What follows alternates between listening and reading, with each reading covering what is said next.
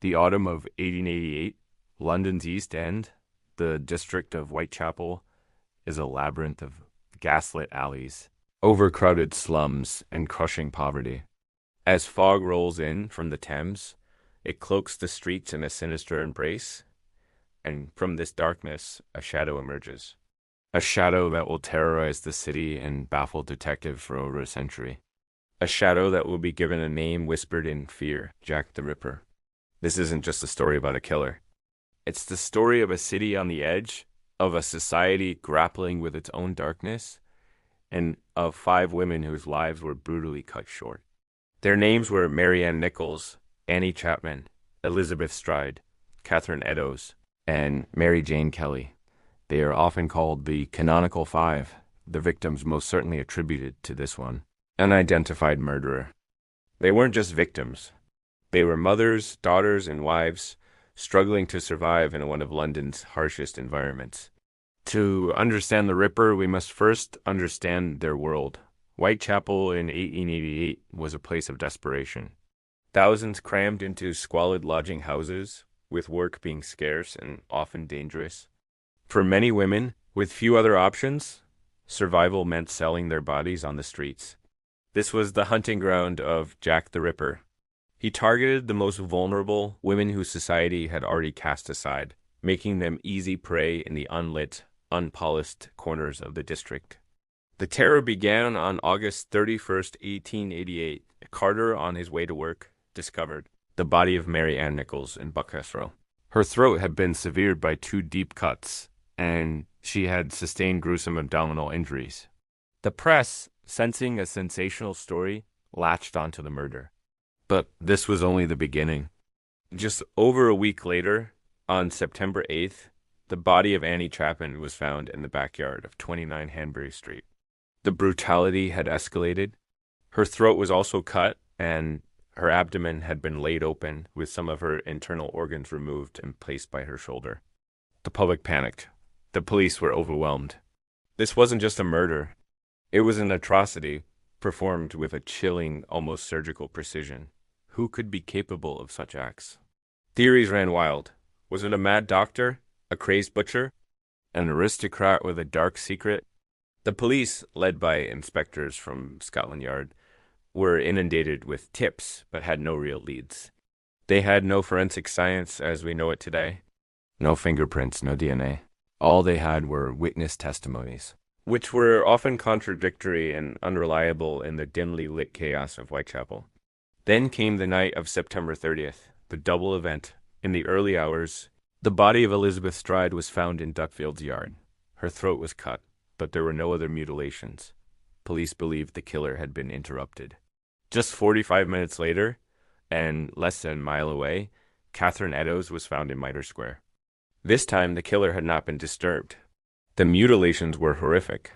Her face was disfigured, her abdomen ripped open, and her left kidney and a part of her womb had been taken from the scene. The killer was becoming bolder, more frenzied. It was around this time that the name Jack the Ripper entered the public consciousness. It came from a letter sent to the Central News Agency, taunting the police and signed with that infamous name.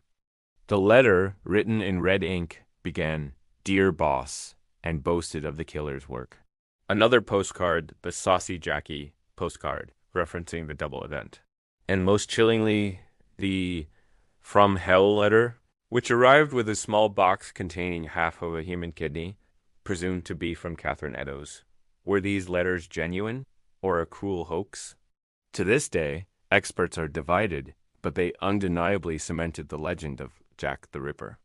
The final and most gruesome murder occurred on November 9th. Mary Jane Kelly, younger and more financially stable than the other victims, was killed indoors, in her small room at 13 Miller's Court. This gave the killer privacy and time. What her landlord found the next morning was a scene of almost unimaginable carnage. Her body was mutilated beyond recognition. The press reports were so graphic that they shocked even a public hardened by the previous killings. And then silence. After Mary Jane Kelly's murder, the Ripper's reign of terror seemingly ended as abruptly as it began. So who was he? The list of suspects is long and varied. There was Montague John Druitt, a barrister and schoolteacher whose body was found in the Thames shortly after the last murder. Some thought his own family suspected him. Then there was Aaron Kosminski, a Polish Jewish hairdresser who lived in Whitechapel and suffered from severe mental illness. He was a favored suspect of Chief Constable Melville McNaughton of the Metropolitan Police. Another suspect was Suren Kolosowski, also known as George Chapman, a poisoner who was executed for murdering 3 of his wives.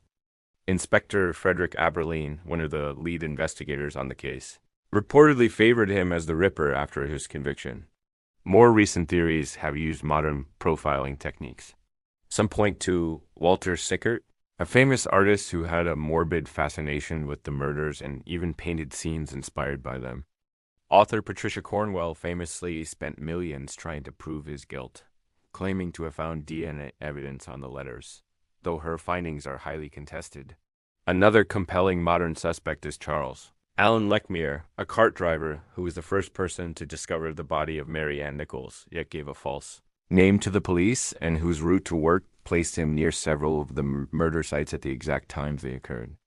But despite the countless books, documentaries, and amateur investigations, the identity of Jack the Ripper remains one of history's greatest unsolved mysteries. He was never caught. His motives, his true identity, and his fate are lost to the London fog from which he came. The legacy of Jack the Ripper is more than just a macabre puzzle. The case triggered massive social change. The intense media coverage exposed the horrific living conditions in the East End to the wider public, prompting reforms in housing and policing. It marked a turning point in criminal investigation and journalism.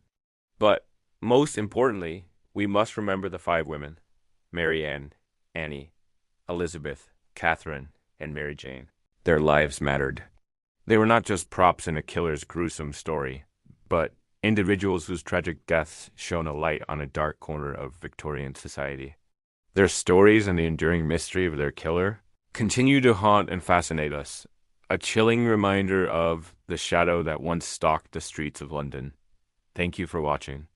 If you found this dive into history interesting, please like this video, subscribe to the channel, and hit the notification bell so you don't miss our next exploration of a fascinating historical mystery.